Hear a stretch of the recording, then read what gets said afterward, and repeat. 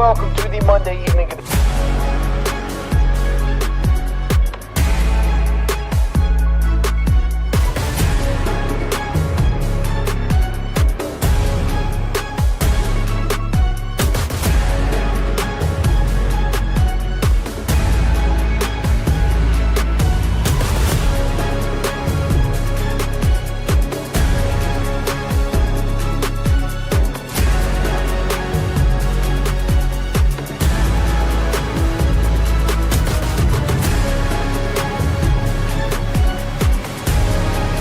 Ball like I do after dark. It's a must listen. That's where I go to get my hoops fixed. This is Field of 68 after dark.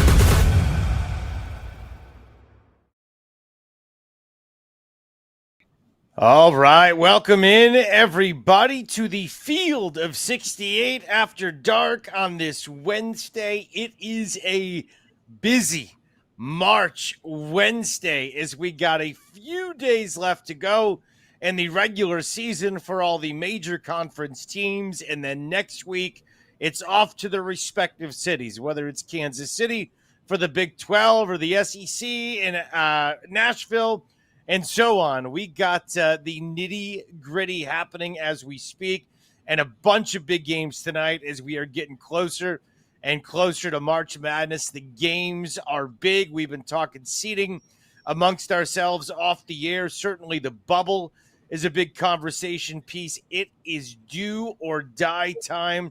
And we got teams fighting for a 1 seed right now. And certainly you could say the Alabama and Florida game earlier today, that game definitely will have a bearing on who's going to be that 4th 1 seed. So we'll get into all of that. But CJ Moore with us today, the great writer, John Henson, North Carolina's finest. Love having him alongside. Gentlemen, it's a big time. We are getting really close to the stuff that really matters, that everybody remembers. John, I want to know, watching Alabama today, it was senior night. Certainly they wanted to win, and they didn't win against Alabama or against Florida. You look at some of these games and watching Ole Miss, Tennessee, it's high emotion. How do you keep yourself, especially in the SEC, in check so you don't peak too early at this point as we get closer to the rubies and jewels that everybody wants to get? I cut out there. I don't know if you asked me this question, right?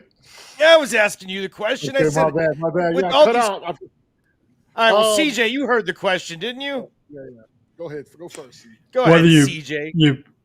You peaked too early? Is that what you said? All right, I'll set it up again. John Henson. I don't think you're worrying about peaking too early in March. No, way to start the show off. You better be peaking now. All right, John, let's talk. So, for example, Alabama, Florida, nip and tuck had a postseason kind of feel. How do you make sure you don't use it up too much right now so you have it left for when it matters? You know, I lost when we were number 1 seed my last 2 years. We lost both games, or we lost both times before the tournament. And I think that actually kind of jolted us awake a little bit, right? Like, okay, well, we can be beat. And, you know, we could get sent home. You know, we got beat by Florida State one year. And then I think we lost, I forget who else, maybe we lost to Duke in the championship. So right now it's just about building good habits and going into the tournament feeling good, playing your best basketball. I even like what Nate Oates did, calling the timeout with a second left. I don't think he did that for the game. I think he did that for situational, right? I thought that was pretty cool. So things like that, right? Hey, let's work on something, right? So obviously the Alabama loss isn't detrimental to them, but I mean, I think, you know, we have to start talking about Florida, this national championship picture, you know, the bigger picture. But, you know, as far as preparing, you want to be playing as well as you can, but a loss definitely doesn't hurt. And you know, Nate Oates is going to be able to say, hey, look, guys, we're not almighty. We can be beat.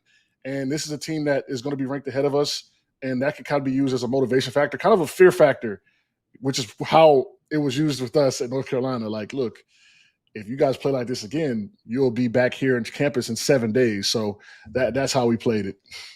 Well, Alabama now has lost 2 in a row going into that game this weekend on the road in the jungle against their rival Auburn. I think it's really important. The reason I brought it up out of the gates is because I think the psychology of the schedule is everything in college basketball. I really do. It's something that I've discussed God knows how many times with Fran Fraschilla about how the mental aspect, and maybe players don't worry about it as much, but the mental aspect that you manage as a coach is every bit as important as anything else that's happening on the court. So certainly that's an interesting aspect. And as John said, a loss doesn't exactly kill you this time of the year. So let's get into the game. Florida beats Alabama 99-94. Alex Condon was fantastic. 27 points, 9 of 16, 10 rebounds, 2 blocks. He was posterizing people. He was, swatting the ball like King Kong around the rim. He was outstanding.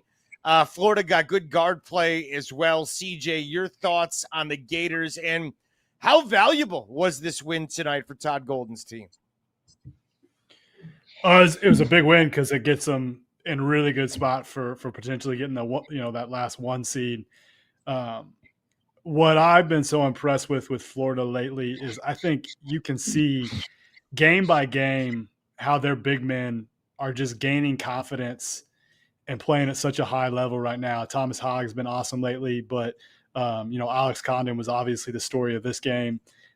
I honestly think like if we were drafting big men in college basketball, he'd be near the top for me. Like the way he can pass the ball, he moves so well up and down the floor. Like he flies up and down the floor. He's a presence at the rim, both defensively and offensively.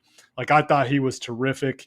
And I just think some teams, some teams like you were talking about when you peak, are you really, really good early? Do you hit that ceiling during the middle of the year? I think that Florida is one of those teams that just keeps getting better because the guard play has been pretty good all year.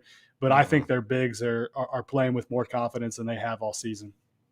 And their guard play today was spot on. Walter Clayton had 22 points. He was 8 of 20 from the field. So not super efficient, but still got it done. Had 8 assists. Will Richard, he finished with 8 points, 4 rebounds, a couple of assists in the game tonight for the Florida Gators. And Martin added 10 points as well. So this team got good guard play. As you said, the bigs have played really well. They played really well tonight.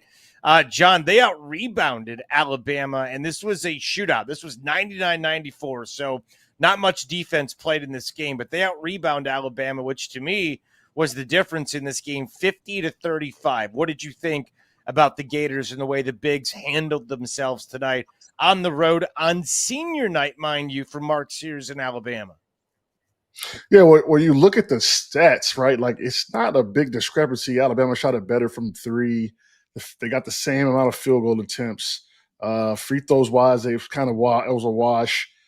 The 50 rebounds is the big difference, but I don't know if that really led to just Florida getting more shots if you look at it. So that right there shows me how good Florida is because Clayton Jr. didn't play – their guards didn't play their best, and the big man just kind of dominated the interior, which, with Cliff and Grant Nelson and Diabat. Like, these are guys that are pretty rugged, tough guys. So, I was watching the Florida team, and I've been watching lately, and they got the Jordan logo on their chest, and it's a different shade of blue, but the way they play, they get up and down, they got high-level guard play, they throw bigs at you, they rebound the ball, they run. I mean, Todd Golden, every possession was telling them to go, go, go. I mean, this is shades of a Carolina type basketball with just the interior presence along with the guards. Man, it's time to throw them in the national championship conversation. It's just time, right? Like the first Florida team to win 2 on the road against 2 top 10 AP teams. I mean, they beat 2 number 1 teams this year. So this might be a time to take Florida if you're a betting man on the futures for, maybe Final Four or even a championship. Probably could get good value. CJ, I think you'd probably agree with that. I see your eyes lighting up. And why wouldn't it? I mean, this team, what else do they have to prove? They've been so good. And what's so interesting to me, and we could kind of tie this in as well, is that I've asked so many people about Todd Golden for National Coach of the Year. And I can't tell you how many people have said, well, yeah, but there was the thing that happened off the court. And I said, but that's done. That didn't stop. Like, how can that factor in if it's nothing? So I'm curious your thoughts on the whole story that is Florida basketball. Well, yeah, I mean that is something that's been part of it and kind of been an awkward part of it. But I think he's done a terrific job, as at least putting this team together and getting the absolute best out of them. I mean they are like John said, like I think they're right there in the title picture. Like if the bracket came out today, I'd have a hard time choosing between, I think, Duke, Florida, and Auburn. Like I think Florida is raising itself to that level and has now, one at Auburn and one at Alabama. Like, who has two better road wins than that? And I just love that. Like, you said there wasn't much defense played today, but it was such a fast game that they got stops when they needed to. They were first to the ball, won a ton of 50-50 balls. I thought a big difference was them winning those 50-50 balls and winning on the boards and then leaking out and getting, like, they had a bunch of runouts, easy buckets that were probably the difference in this. Like, I'm not sure what the fast break numbers were, but I imagine Florida ended up winning that. And for instance, they had more run out, easy dunks than Alabama was able to get. And I'm not worried about Alabama. Like, I still think this is a really good basketball team, a team that's, capable of getting to the Final Four, maybe winning a national championship. But I think Florida's is on that tier above, and, going into that place and winning kind of shows that. It's a prove it moment. It's one of those games, one of those places Alabama's, let's be honest, of all the teams that are great this year, the one team that went to the Final Four last year from this league and has a banner hanging up is Nate Oates' team, is Alabama. And this is a team that easily could get there and still has Mark Sears and all of that. So that, to me, is as validating as any win you can get in this league, maybe outside of winning at Auburn. Now, with that said, John Henson, after what we saw with Auburn yesterday, and like you said, a late loss doesn't hurt you. So maybe for Bruce Pearl, that was a blessing. But the way Florida's playing, now, CJ just said he's going to have a really hard time in his bracket picking between the ACC team and the two SEC teams. If I were to ask you right now today, and I think a week ago you would have said easily it probably would have been Auburn. But right now today I'm having you pick one or the other that you trust more. Auburn or Florida, and the SEC is who? I'm gonna go Auburn on a neutral. I'm gonna go Auburn. They just locked up the SEC championship, right? We knew this was a letdown. Texas A&M money line. Everybody in the world was on that last night, right? Like, it was just a spot. It's a spot, right? Like, they went back home. I've been there. Went back home, had a good time. Mm-hmm. You're feeling good about yourselves, and then you got to go to this dog cage over here. A&M guy that they need wins. They've lost 3 in a row. So, like, I don't take much out of that, other than they just, they locked up a championship. Hey, look, they took a night off. It is what it is. They're kids. But right now, I'm taking Auburn. I don't think that's going to stray away. And then that could go to my point where, look, Auburn takes this loss, and Bruce Pearl is going to, dress us up as, this is BS. Like, look, guys, we need to play better. You can't win like this. And it could propel Auburn potentially to win the SEC tournament championship, because they definitely don't want to lose, 2 out of 3 going into the tournament. And, Florida and Alabama and Tennessee are right up the tailpipe. If Auburn suffers another maybe bad loss, they could move them down the 1 line, and that could change the dynamic. So, I'm going to take Auburn right now on a neutral, but the gap is definitely closing. It seems to be, and I wonder how big it is, because we've talked about this throughout the year. Auburn's been the best team in the SEC, but the question is, okay, is there another team on their level? Is there another Final Four team? The league is deep as hell. We know there's going to be a bunch of teams in the NCAA tournament, but who's elite? And I think Florida, like we've talked about, is proving that. Would you agree with that, CJ? Auburn versus Florida, you take Auburn, or has Florida done enough to kind of make you think that with the way the bigs have developed, maybe they are the top team from the SEC when it all matters. I mean, I do think, from beginning to end so far here, Auburn's been the best team and by far has the best resume. And to win this league with potentially only 2 losses is super impressive and shows you, that I do think for the season, Auburn's been on a tier by itself. But I do think that Florida's closing the gap as far as the way it's those big men. It's Alex Connor. And remember, he was hurt for a little bit. The way he's playing now, I think that's kind of an equalizer.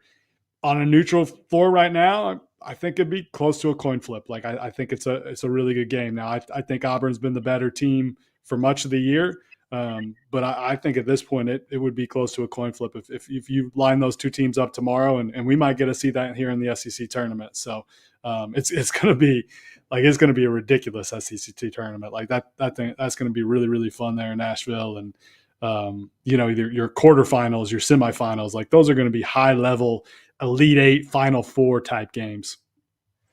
Even the Wednesday games. I mean, usually, so I live in Nashville, and traditionally in the past, they would send us an email. Like if you were a Predators ticket guy or whatever, like if you had any account at Bridgestone Arena, bought any tickets, they send you an email and say, hey, if you want to go to the SEC tournament for free, go ahead. You can 3, 4, 5. That's what they would do. Like Wednesday was freebie night. That ain't happening this year. Let me tell you something right now. I ain't getting that email this year. Even Wednesday is going to be nuts. That's why people keep asking me, are you going? And I'm like, I don't know if I want to deal with the massive humanity, because usually Kentucky would just kind of rent out Nashville for a couple of days and then everybody else would, kind of fall in line. It's not going to be that way this year. Everything's going to be an absolute fight. So let me ask you this, guys, because this win today for Florida is obviously a massive resume win. You're winning at a potential 1 seed on the road, so that's going to carry plenty of value with the committee. When you look at the field of 68's latest bracketology, and I'm pulling it up right now. If you see my eyes drifting, I'm looking at the phone. Auburn, Duke, Houston, your top 3 ones. They have Alabama as the last one. Does tonight, CJ, change that? And is Florida in play, in your opinion, to be a 1 seed?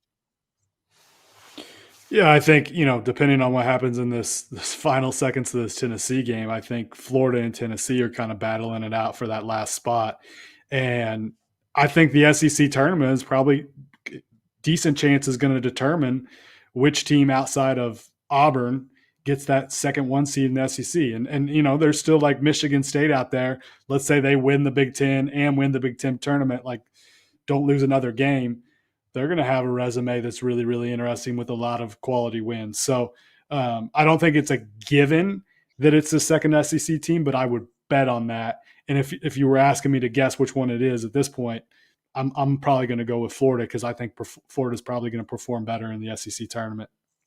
John, what's your guess as to who's going to be that final one? Because I think right now I would lean Florida as well. Ooh, yeah, I would definitely lean Florida. I just saw that. Sorry, the Ole Miss just hit. I saw it too. Yeah, I get it. There's still hoops going on. Yeah. It's madness. It's March. Yeah. You're okay. I understand. For sure. Yeah, I think that depending on the matchups, we're going to get to see some of these heavyweights go against each other, and the SEC tournament is probably going to determine who gets that final one. If a Florida versus Auburn comes up, or if Florida runs to the tournament, or if Alabama runs up through the tournament. It's fun because now this tournament means something. So I think it's just going to be high-level basketball, because a 1 seed matters, man. It matters. Like, your path is a lot, I would say a lot easier, but you at least get a kind of couple warm-up games. You go at 2 seed, second game, you got some boys, that 7, that 7, 6, 7 line. So, and also just historically, right, 40% of number 1 seeds have made it, I think, something like that, to the Final Four. So it bodes well for you historically. So this is a big deal coming up to the SEC tournament, and I think it'll all play itself out of Nashville. So I'll definitely be locked in and tuned in. It's going to be a fun one. I have a question about when it comes to the SEC tournament, because we all kind of look at the current bracket and see, the last 4 in and, the next 4 out and all that. When it comes to the SEC tournament, because almost everybody except for like 2 is quad 1. When you look at, let's just say Vanderbilt wins 4 games and rattles off, like how much could their seed change? Like how much, CJ, do you think a team seed, let's just say like a middle pack SEC team, could potentially move up based on the fact they're just going to be rattling off quad 1 wins? Yeah, I mean, 1 or 2 lines potentially. If you're talking a team like Vanderbilt, that's a big deal. Yeah, and usually, I think on Saturday they pretty much got that thing locked in. Yeah. But if it's a team like Vanderbilt that's going through and ends up winning the SEC tournament, and because of the quality of wins that you're going to get, it could be a seed or even – I mean, usually you're not seeing a team jump 2 seed lines in one weekend, but the quality of wins that you'll get in the SEC tournament could potentially do that. It is going to be really fun, and I just wonder how it's going to set these teams up for the next week, because I feel like this SEC tournament is going to feel different than any other conference tournament we've ever had. And you don't want to – it's going to be nice to win, but I don't think you want to go too crazy. Let's take a break. We'll come back. There's a lot of other basketball games we got to break down tonight. Maryland gets a big win against Michigan. Tennessee and Ole Miss locked in a battle as we speak, coming down to the last few seconds. So we'll get into all that. UConn, Marquette. It is coming up. Stick around. Chris Childers, CJ Moore, and John Henson on Wednesday's Field of 68 After Dark. If you haven't heard by now, we have partnered with BetMGM for the season. We'll be using BetMGM lines to make all of our picks, and we'll have special offers for the listeners and the viewers. Download the BetMGM app and sign up using the bonus code FIELD. Deposit at least $10 and place your first wager on any game, and you'll receive up to $1,500 in bonus bets. Go download the BetMGM app and use the code FIELD today. College basketball fans, are you ready to take your hoops game to a new level? Whether you're a seasoned bettor or just trying to win your March Madness office pool, Rhythm is here to give you the edge this season. With data-driven predictions for every single college basketball game left on the schedule, Rhythm helps you maximize your bets. And as March Madness kicks off, Rhythm's insights will help you spot those plucky Cinderellas that you know are going to shake up the NCAA tournament. But that's not all. When Selection Sunday rolls around, let Rhythm's AI-powered bracket generator do the heavy lifting for you. This is the same AI tool that performed 35% better than the average ESPN bracket last year. And here's the best part.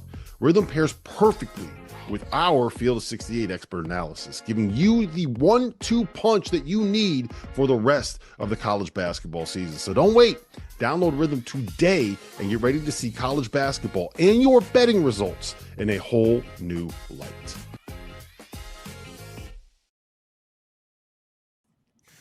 All right, we're back here on the Field of 68 After Dark on this Wednesday. Chris Childers, CJ Moore, and John Henson.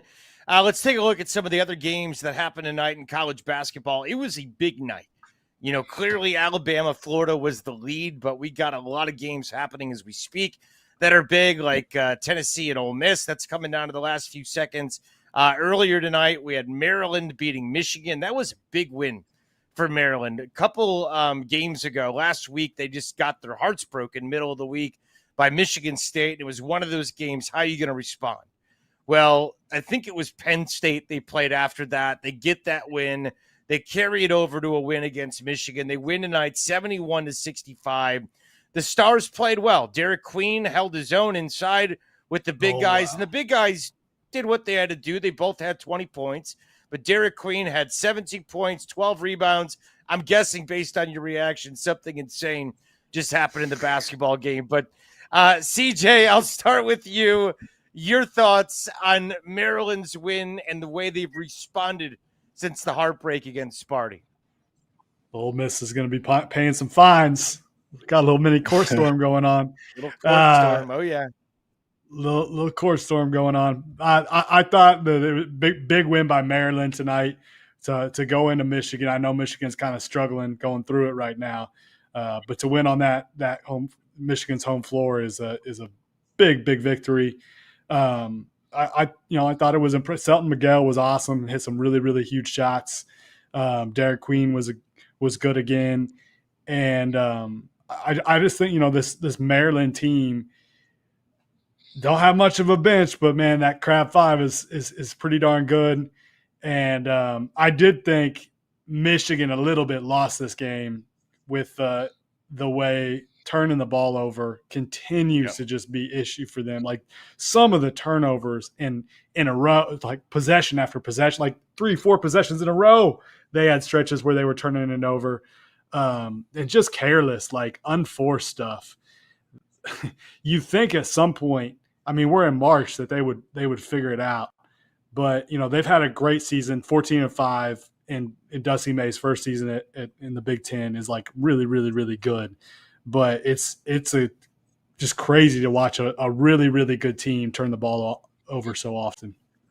It is. They are really good, and Dusty May has been getting a lot of credit, and deservedly so, for the job that he's done at Michigan. And he was getting linked to the Indiana job for good reason because of his ties and his success and all of that. But you just mentioned it. I mean, they got doubled up when it came to turnovers. I think they had 16-8 when it came to giveaways, and like you mentioned, they would kind of happen in a row, and it would just lead to a series of bleeds that were hard to stop for the Michigan Wolverines. That eventually led to a loss. As much as we herald Dusty May, John, I mean, that's coaching, is it not? When you're doing sloppy, dumb stuff that's avoidable. Yeah, they didn't play well. They haven't been playing well lately, which is not good leading into the tournament. But credit to Maryland coming in and winning the game. That they didn't necessarily have to play particularly well either. What worries me is, I'll tell you this. Me and my boy, we have a game.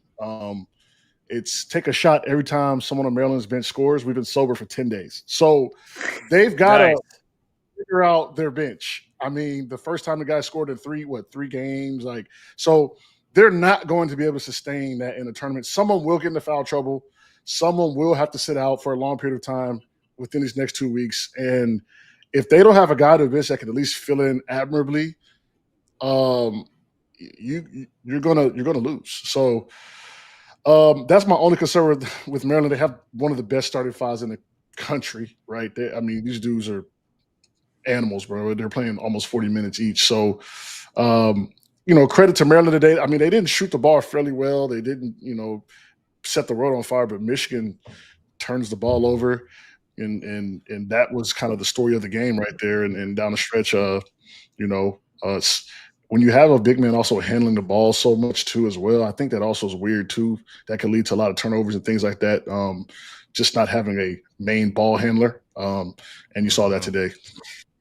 John, I got a question for you. A little awkward. Go ahead, CJ. In the NCAA tournament, like the TV timeouts are so long. Can you get away a little bit without having a bench, like in that setting, because the breaks are so long and I do think it's important to have 1 or 2 guys that you can go to off the bench, but like in those games, what do you remember as far as like, man, I'm pretty rested after these media timeouts? Like, do you feel like you can play 35, 38 minutes in those games? Yes and no, because I'm more so concerned that Selton Miguel is going to struggle in the game, right? Or Rodney Rice is going to suck, or Queen's going to get into foul trouble and he can't play his full minutes. And your drop off is just so massive. And when you look at the tournament, some of the best teams, like, UConn last year, Purdue, I'm not saying guys came off the bench and set the world on fire, but they had solid 7-ish man rotations. And so they could kind of get away with someone getting into foul trouble, or they could survive. If this Maryland team, all 5 guys aren't clicking on all cylinders for the next 3 weeks, they're going to lose. And basketball doesn't work like that. I mean, someone's going to have a rough night, and, you've got to look at the bench and say, hey, can you come in and can you save us, right? And Maryland, unfortunately, can't do that. Neither can Michigan, though. So They got, Yeah. it's pretty interesting. So, but definitely the timeouts are great. You can play 40 minutes, but the game situation might not allow you to play that much. So it's going to be interesting to see them down the stretch when they have to go to the bench or something happens. That could be their downfall. And more than likely will be their downfall when you have nobody else that you can rely on outside of the Crab Five. But when those guys are together and playing well, they are really tough to beat. And we saw that tonight. 71-58, or 65 rather, was the final score. Let's get back to the SEC. We talked earlier about Alabama and Florida and what a game that was and what it meant for the fourth 1 seed. Let's get into some of the big picture stuff. Tennessee gets beat by Ole Miss. And for Chris Beard and company, this is a mega win at home. They win this game, hang on, 78-76 for Tennessee. It's their first loss in a couple weeks, and as like we've mentioned a couple of times, not the end of the world losing a game this time of the year, especially on the road. And they got South Carolina coming up this weekend, so they'll be able to cleanse their palate and get right. But I think for me, at least, this was bigger. It was more about Ole Miss, and Brakefield off the bench had 19 points. Matthew Morrell, who's been there for a while, 12 points.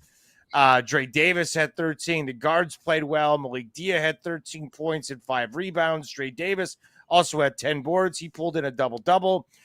Good win for Ole Miss in a crazy environment that I was saying to you guys off the air. I remember not long ago when, 500 people would go to Ole Miss basketball games. So certainly Beard has changed it, CJ. A quality win for them. Exactly how quality of a win for Chris Beard? Well, I mean, anytime you can beat one of these like top 4 teams in the SEC, I think it's a really, really big win. And Mississippi, it been a minute since they got a really good one. Like I don't think they've beat a top 25 team since February 4th. So they could use one of those quality wins going into the tournament. They got another really tough one on Saturday at Florida. But that could be one that maybe if they're between, I admittedly don't look at brackets. I don't like the bracketology stuff, but maybe that's a seed line bump getting that win late in the year. Because Tennessee, like that's a high quad 1 win. So really good moment for them, especially on their senior night. Tennessee, like you said, I don't think we're too worried about them, but they do go for stretches offensively where they go for stretches where they're not scoring. They scored it pretty well tonight, but I don't feel like in the tournament I don't feel as good about Tennessee as I do maybe team we were talking about earlier, Florida. But this has still been a really, really good season for Rick Barnes, and I think he's done a great job with this group. But, offensively, they don't – like their big men, you can't really count on them to get buckets. There's so much on Ziegler and Chaz Lanier's plate and Jordan Gainey, like those 3 guys. They basically need all 3 of them to be hitting. It's almost, talking about like Maryland can't afford one of those guys to be out. Like Chaz, Zakai, and Jordan have to be pretty good game in and game out. They do. And I think everybody kind of wonders with Tennessee, what it's going to look like. Will they be good game in and game out? Because we're getting to the point, John, where the pressure's on. They've had a great year, but everybody always talks about Rick Barnes in Tennessee being good, but not good enough to win the big prizes. So we're getting close to some answers. Yeah. For this game in particular, I was kind of locked in on. They couldn't guard Brakefield. He is why Ole Miss won. And I talked about it before we got on air. Like, they gave up so many and ones. You have to foul. Like, when you foul, you have to foul. Like, you can't just slap on the wrist. And so they lost by 2 points. There was a lot of plays in that game that Tennessee could have taken the foul or followed through on a foul and not gave up an and one. I wish we had the stats. Field of 68, Rob and Jeff, need to hire a statistician team. You know what I'm saying? I'll give back some money, man, so we can have these guys typing stuff up while we're on the air. But yeah, like they had to give up more and ones than probably I've seen this all year. So a team that definitely can go on laws, and Chaz Lanier as well, man.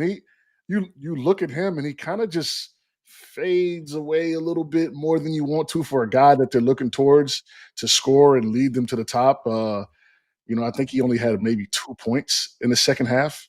And like Chris said, like if Lanier and Ziegler aren't putting the ball in the hole, which Ziegler kind of struggled today, this is what happens. They can lose. And you look at it now, 11-6 Tennessee. Ole Miss is 10-7 in the conference, 21-9, 24-6. Like, Ole Miss is a sneaky team, right? That I don't know what their seed line is per se, but if you got to see this Ole Miss team on a, the second game of the first weekend, like I could see some weird things happening, with this team and their coach Chris Beard. I Let me see kind where of they're agree at. with that. I kind of like a agree 6 with that. seed, like this, 6 seed, like that. I think that plays. Mhm. Does that give you? Does that give you You're like gonna a play top somebody seed second game? decent. You're going to play a 3, or you're going to play a 3 or a 14. So like Texas Tech is projected in the field of 6. Texas Tech and Ole Miss, that's going to be a barn burner, stuff like that. Mhm. So it'll be interesting. It's going to be a great tournament coming up, no doubt about it. We got a couple weeks until we get to that point. It is our last week of the regular season. Let's talk about UConn tonight. Big game in the Big East. UConn beats Marquette 72-66. Alex Caravan, 21 points and 7 rebounds. Dan Hurley gets himself a big W against a quality team. John Henson, UConn has won the last 2 national championships. What did you make about Hurley's team's big W over Marquette at home tonight? We know UConn's going to perform well. Coach Hurley is going to have his guys, ready to go. And so I wasn't necessarily surprised at this game that they won. UConn is going to be UConn. They're well coached. They're not as good as they were last year, obviously. But once again, if you go back to you look at these brackets, they're going to be an 8-9 seed. I swear to you, that might be the toughest 8-9 seed I've seen in the last 5 years. Like UConn has like Houston or Auburn or Florida, Duke are going to have to see UConn on the second game of the first weekend. That's going to be tricky. So Hurley's going to get his team in there, and they are. That's not someone I want. That's not a team I want to see, and that's as light as I can put it. When we have a show after the first weekend, I may be correct in my opinion, but they could definitely upset some teams. 21-9 they are right now. CJ, you having any romantic feelings for the self-proclaimed best coach in the country? No romantic feelings towards Coach Hurley, but this was a good win for them. I thought defensively has been where this team has struggled this year, and I thought they got some down the stretch, got some really big stops. Hassan Diarra's job on he's guarding Cam Jones for quite a bit of the game. Cam gets 21, but he needs 20 shots to get there. I thought there were stretches of the game where they were struggling containing the ball, and that's been something that's been a problem for them all year. But I did think they locked in and got stops when they needed it down the stretch of that game. And they're always going to run beautiful offense. Hurley's always going to figure out a way to get his best shooter shots. And I think that's what's so scary about him. Like in an NCAA tournament setting, when you're going up against guys like Solo Ball and Liam McNeely, and those guys, McNeely goes 4 of 18 tonight, so he didn't shoot it great. But if Solo Ball and McNeely each hit 5 threes in a game, which could happen because they're those kind of, they're that level of shooters, that's why they're going to be so scary. And then, Alex Caravan's kind of the X factor there. He hasn't had the best season, but he's still a guy that's won a lot of NCAA tournament games, is used to that used to the scene there in the NCAA tournament. And, he had a great game tonight, made shots, and when he's making shots, it takes them to a whole nother level. So good win for them. I know it was at home, but to beat Marquette's a really good win, and they're getting back to that point where like they're maybe top 25-ish worthy, and I just think, like John said, this is probably not a team you're going to want to see on like that 8-9 line. No, they are going to terrify somebody. If they're sitting there in the second round against the 1 seed, they will terrify somebody big. It's the 2-time defending champ. Yeah. Terrifying. That it's like watching I feel bad. Halloween for the first time. I mean, it's not good. Not who you want. We had the Huskies with like Isaiah Thomas and Terrence Ross, and that team, our second game, and we almost lost.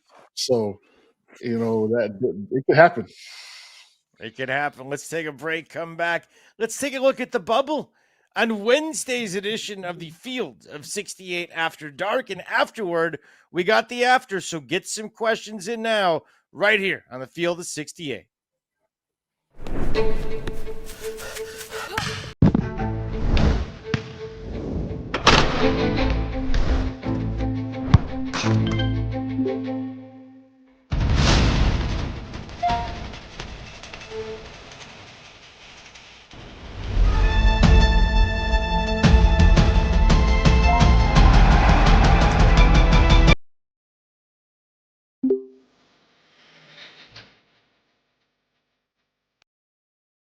Now is your chance to prove you're smarter than the Field of 68. We're hosting a Survivor contest with our partner Splash Sports. There's a $25 entry fee, a 25 entry max in the contest, and more than 1,700 spots available, which means there's a $40,000 max prize for the winner. Survivor is the future of March Madness. Each day you pick a team to win. If they win, you advance. We'll also be running a free to enter bracket contest as well as a second chance Survivor in the Sweet 16. So prove you know more ball than the Field of 68 on Splash Sports.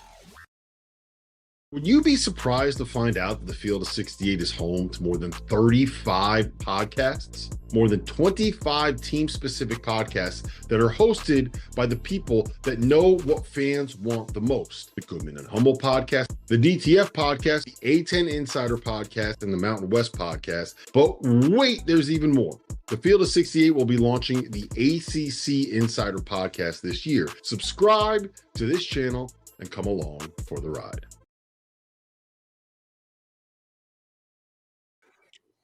All right, we're back here. It is the Field of 68 After Dark. Let's take a look at some of the bubble games tonight as we are getting very, very close to the end of the regular season. We got the conference tournaments coming up next week. Missouri and Oklahoma was a big game tonight that impacted the bubble, as was Xavier and Butler. Let's talk about Mizzou and Oklahoma first, gentlemen. Inside the SEC, Oklahoma wins 96-84. Fears 31 points tonight in the win for Oklahoma. For Missouri, certainly a bit of a setback, but for Oklahoma, they needed this win. They got the win. John, your thoughts on what it means for Porter Moser, my friend, and the impact it will have on their chances to make the tournament? Obviously, it increases, their chances. This is a Missouri team that's really good. And if Missouri, you just get caught sleepwalking, right? Like, you see that 15 beside your name. I've been there. It's a sleepy Wednesday night in Norman, Oklahoma, and you get bopped. And so that's what happened. You've got to stay locked in, and that's on the coaching staff and the leaders of the team to not walk into Oklahoma thinking you're going to beat this team that, from a perspective of talent, they fight. They stay in games. They're just in a tough conference. I mean, you lose if you're Oklahoma, you lose by 3 to Ole Miss at Ole Miss. You lose by 1 to Kentucky. You lose by 2 possession game Mississippi State. Florida blows you out, but LSU's close. So this Oklahoma team is nobody to play with, and with Fears, the way he can just take over a game. I mean, this is what could happen. So Missouri's got to regroup. You can't just think because you have that name on that number beside your name that you're going to win the game. And today it showed, right? Like they didn't shoot it that well. it's just one of those these end of the season. It's tricky because the motivation and things of that nature are so wildly different for every game. And tonight, you see the Sooners just came to play. They put up 96 points. So they put 50 points in the first half against this Mizzou team. So Mizzou never recovered, and now you have an upset. And the Tigers, when you talk about seed lines, like this kind of stalls them a little bit. And if they don't get it together and they get a bad loss here or there in the tournament, they could drop. So shout out to Oklahoma fighting for their tournament lives. And again, though, Missouri's a team that could go and win a couple of games in the SEC tournament, and all of a sudden they're creeping up a couple of seeds. So that's what's so weird. We can look at things right now and kind of really kind of make them bigger than they are. But the fact of the matter is, think about how, like our bracketologist, CJ, how insanely tough will it be when it comes to how the SEC tournament's going to move all those teams, just because, every one of those games is going to have a lot of meaning. And I got to believe for Missouri, like we talked about, there's a handful of Missouri-like teams in the SEC that are kind of in that boat. Yeah, Missouri's got to figure out its defense, man. Like the Tigers were, it's wild to me too that like I was at the Oklahoma game in Columbia. That was when I was there doing a story on the Tigers, and they manhandled them that night and just killed them. And it's crazy how college basketball teams, you play one game, a month earlier, and then you play a month later at a different spot, and how different it can be. But got some numbers for you here. Like Missouri to me is a little bit like Alabama in the past, to where when you're scoring the ball so easily and at such a high level, you start to give up a little, lax a little bit on the defensive end. Last 5 games, when you go to Torvik and you sort the data, Missouri's offense is the second best in college basketball. Their defense has 242. And this is a better defensive team than that. This is a team that when they are turned up and they're playing at a maximum effort, can turn you over a ton. They get so many deflections, but that's just not good enough. Like if you want to be considered a top 25, top 20-ish team, the Tiger. I didn't watch this game at all tonight because it was on ESPN Plus. I ain't going over there. But this is just not good enough for Missouri defensively, because this was a team that a couple weeks ago, was looking pretty dangerous, but they got to start guarding here in March if they want to get anywhere in the tournament. No question about it. They do. 96-84. So give Porter Moser and company credit. They keep fighting, and I think that's all you can hope for at this time of the year. You just want to have a team that is engaged, that cares, that's fighting, because if they care, John, they have a chance. If they don't, forget about it. You're screwed by the end of the year. But I gotta believe, you were on some great teams, so maybe you don't know, but for those teams that are kind of in the hunt, it's got to be kind of fun. What? I went to the NIT my freshman year. We weren't good. Year. I'm just saying, they had come off a championship. We were bad. So I've been there. You've lived that bubble life. I don't even know if we're on the bubble. These guys look nervous right now. Are they like, we can't let people down? Are they taking it in stride? Like, what do you think they're going through? Well, when I was in a situation where I wasn't necessarily a tournament team, we might have been on the bubble, but I'm talking, we were on the edge of the bubble. We weren't even close to the middle of the bubble. But you're playing for yourself. You're playing for your future. And you're just playing to also, you want to impress your coach. All this stuff is going to be remembered next year. You're fighting for minutes, and now you're fighting for NIL money. So I don't think you're going to see very many players or teams lay down, because now there's money on the table, and it is what it is. Some people, money motivates them. That's life. So, Oklahoma is playing as hard as ever. Yeah, it's just weird saying about college. Like, I remember I got a flat screen TV, and like I was the happiest guy walking around. Now they're driving like Audis. So, it's a different world. So yeah, when you're on that level, you want to play for yourself. You play for your school. You play for your pride. And more importantly, you play for your teammates who are your brothers and your coaches and your coach you want to impress, especially if you're going to stay next year. Because if you don't play well and things go south, please believe coaches do remember that, and it maybe you might lose your spot, lose your minutes. Who knows? So shout out to Oklahoma and playing hard and still fighting, which a lot of teams are at this point of the season, regardless of what's going on. Hey John, you're not Go ahead. You're not just playing for one coach. You're playing for lots of them these days. Oh yeah, no, it's free agency. Like it's a whole different. I mean, my freshman year, I didn't play as much. Ed Davis gets hurt. I get thrown into the starting lineup. But 100%, I would have probably entered the portal, right? Like I was top 5 guy, number one power forward. I wasn't playing. So I probably would have tested the waters at least or made some phone calls. So I can't fathom or imagine how it is nowadays, man. Like I don't envy it either because my college was super enjoyable, super simple, and there wasn't $1 million on the table. That probably would have made it suck a little more. Oh, just terrible. Just terrible. Yeah, it just would have it would have been stressful. 7-figure deals. Just like terrible. Having all that money, no doubt. I mean, bling. It's well, you got to get it. You got to play well enough to get it, right? And now you got to call these schools, and you got. I mean, it's. I've been through NBA free agency. Yeah, it's cool when you sign a dotted line, but it's stressful as hell until the right team calls. All right, boys, how are we feeling about Xavier? They get the win tonight over Butler. Not that does anything for you because Butler stinks, but Zach Freemantle, 24 points. Xavier wins 91-78.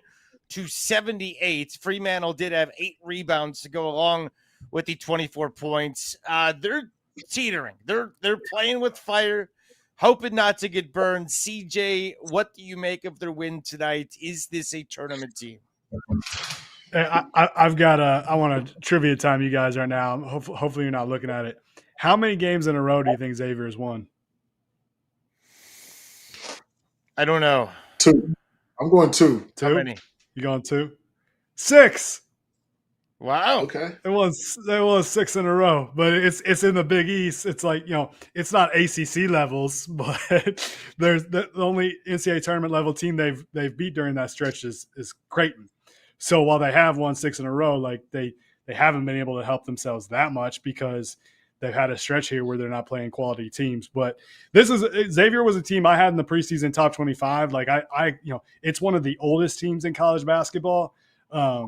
These guys, they're not playing for next season. All they got is this season for a lot of them because there's a lot of seniors on that team. So, it's kind of justifies how my maybe feelings early in the year. Like they're starting to finally come around. Zach Freemantle was great tonight. He's been through so much these last couple of years with injuries. Good to see. I loved Ryan Conwell in the portal. And he's had a pretty darn good season. So I think Xavier is one of those teams that because they're so old, because they got some pretty good talent, like it's another one of those teams that if they're on like the 10 or 11 or 12 line, they might be kind of one that you don't want to see as a 5. So good win for them. Good, credit to Sean Miller that he's kept this together and not, have these guys just kind of turn on him and just start. I guess there is no looking towards next year for a lot of them because they're out of eligibility. Yeah, they're fighting, John. They're scratching, they're clawing. You got to give Sean Miller a lot of credit. Right now we have them as, I guess, the last team in the field. Boise, Nebraska, Ohio State, Xavier, first 4 out, Arkansas, Oklahoma, Wake, and your boys. So what do you think? I tend to trust the guys that are experts in this, so I'm gonna go and say yes, they should probably be the last 4 in. It's just good to see Freemantle playing and him getting injured last year and being banged up. I think it hurts his team that doesn't have very much room for error. So this is just another example. They're winning the games they're supposed to win, and that's all you can do. Beat the teams that are put in front of you, and if they can kind of start rolling in the Big East tournament, maybe get some quality wins. I don't know who they play, so they got Providence next, so that's not really going to matter. But they do need to win that game, right? They can't afford to lose. They'll put themselves in a tournament, And even with the first 4 hours, you look at Arkansas, Oklahoma, Wake Forest, North Carolina. I think only one of those teams may make it, if any. So it's going to be super interesting. They were talking about Carolina, right? I think they're 1-10 in quad ones, but I think they're like 9 losses against like top 7 teams. So they've got a case as well. So it's going to be interesting. It's going to be very, very interesting. We are looking at this thing right now, guys. It's going to be the next week and a half. Who the hell knows? Who knows? I mean, you take a snapshot and let's revisit it on Selection Sunday. Guarantee you that whole thing, those lines right there, completely different. Completely different. All right, let's do our toast of the evening. CJ Moore, who do you want to shout out tonight, sir? Ooh, I haven't thought about this yet. Let's see here. I'll go Brakefield, getting the win for Ole Miss. John talked about all the old AM1s he got. That's a very big win for Ole Miss. So I'll go with Brakefield. I'm going to go Alice Condon, 27-10, 2 blocks, 2 of 4 from 3, 5 offensive rebounds. If you just look at that stat line, it looks like a lottery pick. So cheers to him. He made himself some money tonight. For sure. Yes, he did. He played off the charts and then some. NBA money or NIL money? Which one? All of it? I mean, he's a guy that could be a first rounder. Like I honestly think so. So it could be NBA money, but either way, he's going to be good. Yeah, either all of that. I'm guessing he's going to get a little bit of everything when it comes to having his wallet fattened a little bit. I got to go Chris Holtman. I got to go with the DePaul Blue Demons beating Providence tonight on the road. They snap a 6-game losing streak. DePaul is now 3-16 in the Big East, and that might not seem like a big deal to some. But trust me, as bad as they have been, 3 wins is like a big deal for them in the Big East. As somebody who's followed the program since I was old enough to walk, trust me, Chris Holtman is giving them at least a little bit of hope, a little bit of something. So a toast to you in my old McDonald's cup here from a couple hours ago. I say, way to go, DePaul and Chris Holtman, a beautiful toast. All right, we got the afters coming up, not on Sirius, but on the web. And if you have a question, get it in on the chat right now. Bubble, seeding, the games tonight, the matchups, any of that stuff. So make sure you get it in on the chat, and we're going to answer all of that in just a little bit on the web. But it has been a pleasure tonight to be with you guys for Florida. They're the story of the night. It was a massive, massive win for the Gators and potentially flirting with a 1 seed. All right, we are done here. Thanks for listening to the Field of 68 After Dark.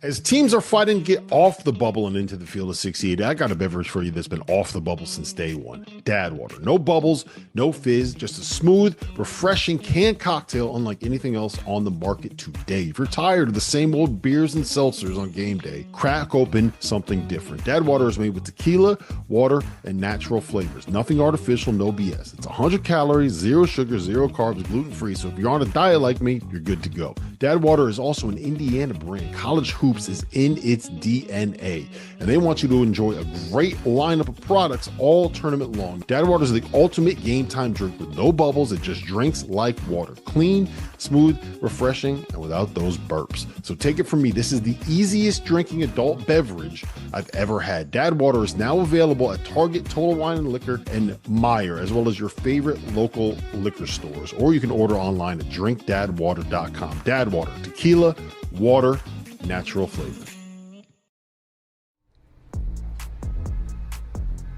We're live. It's the afters. Hit the chat.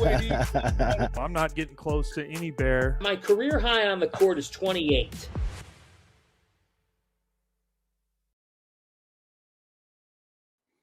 All right, we're back here. It is the Field of 68 After Dark, Afters portion of the show. It was great to have you today on the regular part of the program, which was also heard on Sirius XM. But now we got you exclusively on the web. Chris Childers with John Henson and CJ Moore. We have a handful of days left before the end of the season, and then it's on to the conference tournaments and Selection Sunday in just about 1.5 weeks from today. So we are going to be filling out our brackets very, very soon.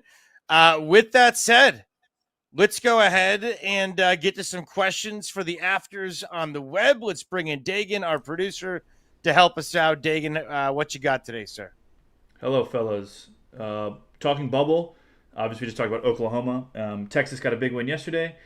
Blaine wants to know, does the winner of Oklahoma-Texas this weekend get in? Ooh.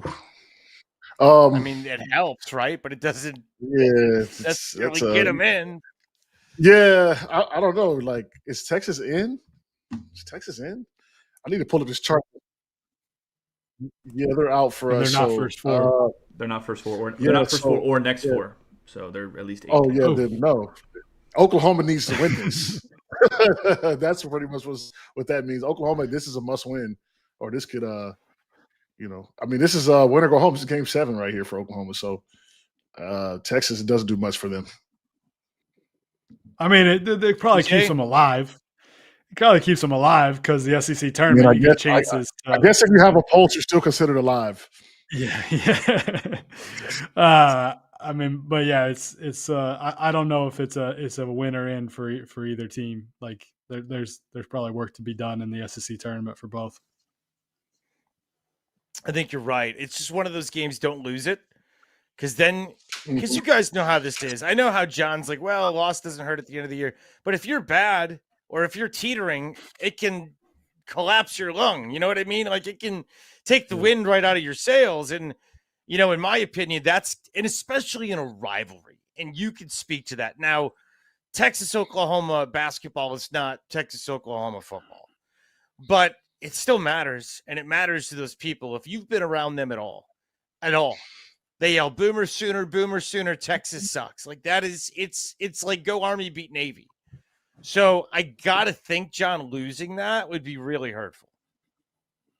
Yeah. I didn't even think about that rivalry for basketball. Is it that serious? I don't know. I feel like it's a football thing. It's a right. No, I mean, but they're rivals in everything. They're like, that's the thing. Oklahoma and Texas are rivals, period. Whether it's, I mean, it could be biology class. If it's a Longhorn versus a Sooner, they want to, tell them to go do that. So, it's a big, it's not the Red River game. It's not the Cotton Bowl. It's not $50. Let's not get nuts. I mean, even the Red River game, Oklahoma better get it together football-wise. Texas is built to ass last few years. It's not going great for the Oklahoma football team. But anyway, certainly that's one, CJ, you don't want to lose. And if you win it, it keeps you floating. I think that's the best way to put it. It keeps you above water and you're feeling good. What else? Let's get into another question from our producer, Dagan. Dagan, what else you got? Kyle wants to know, does Will Wade get a better job this offseason? The Shark. He's my favorite. I call him the Shark. Wouldn't he? Will Wade. Why wouldn't Will's a Shark. Yeah. He's got to get a job, man. He's got the manager going viral over there, man. Come on. He's a legend. That kid's well, to me, else. like, so here's the deal. You look at Will Wade. You look at a guy that a couple of years back, he was crucified for what was going on at LSU. Everything, nobody gives a damn about it anymore. Everything that he did is all above board now and legal. I mean, I'd almost hire him back at LSU. That's how much I'm like, yeah, get him back. Like, that's how much hire him at a big school. He's exactly like, to me, you know what he is? He's Rick Pitino. He's Bruce Pearl. He fits this era. Shady wins in 2025. Sorry. Shady wins. Listen, and he's Slim Shady. A little federal wiretap now. Anybody like, man, get him back in the game. Man. He's a good Nowadays, coach. If you're not wiretapped, you're not trying hard enough. What's the matter with you? Exactly. I mean, What just do a you little, think, CJ? it's just some money. You know what I'm saying? Golly. I think a lot of it depends on what job's open. Like of the ones that are currently open or about to be filled, it doesn't seem like he is the favorite for any of those. Like Florida State, obviously Miami's done now. Virginia is probably going to open. I did not see him following Tony Bennett at Virginia, but that'd be kind of hilarious if he did. He doesn't seem like he's the favorite at any of those that are open or maybe about to be open. But I do imagine he's going to be in the mix for like something's going to pop that maybe we aren't expecting, or a coach is going to leave for another job that creates an opening. So I could definitely see him getting a job this cycle, but right now, like there's nothing that you're hearing Will Wade's a favorite for. Not only get a job though, could he be elite in this world? John Henson somewhere? Gotta get the right NIL. Yeah. Well, that's it. You got to have the guys down. He needs to go somewhere. He needs like St. John's was a perfect fit for like Rick Pitino, the shady New York scene, the back room with cigar smoke, hammering out NIL deals over like ribeyes, like just UNLV. He needs to go. Yeah, like a UNLV. I even like Florida State, man. Tallahassee's sketchy. Tallahassee's a sketchy place. So,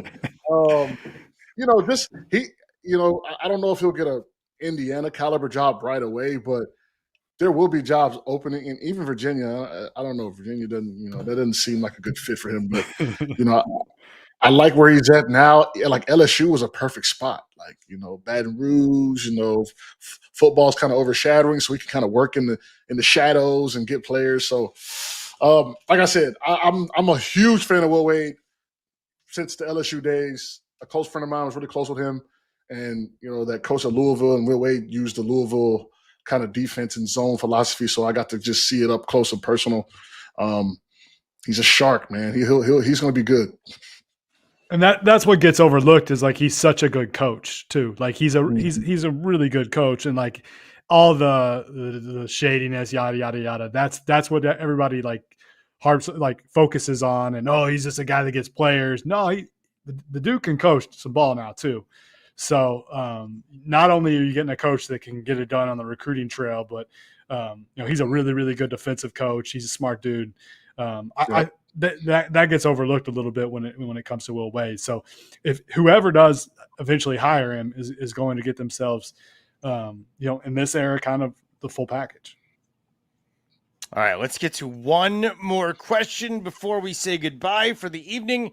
On the afters, on the field of 68 After Dark, Chris Childers with John Henson and CJ Moore. Dagan, what you got? It's actually a two-parter, so it'll be technically two questions. But Michael wants to know, is Braden Smith the best point guard in the country? We'll start with that. Yeah. I mean, for what he does for his team and how much they need him, yeah. I mean, he's statistically, is he the Big Ten Player of the Year? Is that can we say that with confidence? I don't know. But yeah, I think he's arguably the best point guard in the country, for sure. I'll say yes. How do you I've feel, always loved him. Amazing passer, awesome mid-range game, like just has such great feel for the game. Has like one thing that people overlook about him and I think is promising for the next level is he's got like a plus wingspan. Like the dude has really long arms, even though he's kind of short. If we're drafting point guards, he'd probably be my top pick, especially if you like need a ball dominant guy. Somebody drop a bag on Braden Smith and get him to the SEC. Yeah. Get him to the SEC. I want to see him. Come on. He's not leaving Painter. Listen, man, chance. Money talks, man. I'm just Get saying, out of here. Purdue people would come after you. And he needs to go to like Bama. You know what I'm saying? Like he needs to go to Auburn or something, man. God, I need to see him in the SEC. What's the second part of this question? Yeah, what's part two? So part two is just about Purdue in general. So we have them as a 4 seed in our latest bracket. And Michael wants to know, can they sneak up back to the 3 line, or can they even get to the 2 seed line? I think they're pretty I think they're pretty locked into where they're at. Even if they were to make a run, maybe if they win the Big Ten tournament, maybe, but they'd have to do a lot to jump. I think they're going to be where they're going to be. Yeah, CJ? three's probably as high up as they can get, because like we're running out of games here, people. There aren't very many more opportunities to really help yourself. To jump 2 lines would be pretty crazy, unless like we were talking about earlier, you're maybe a mid SEC team and you go on a crazy run and win the SEC tournament. Then maybe you could look at like a 2-line jump. But I think Purdue, looking at their numbers, probably 3's as high as you can imagine those dudes getting. Yeah, I think they're probably in that 3-4, kind of range right now. But you never know. The committee can do weird things. We are done. Want to thank everybody for helping us out. Our production team, Dagan, Trevor, for the fabulous CJ Moore, John Henson. I'm Chris Childers, and we'll see you tomorrow on the Field of 68 After Dark. Everybody have a great night. Thank you.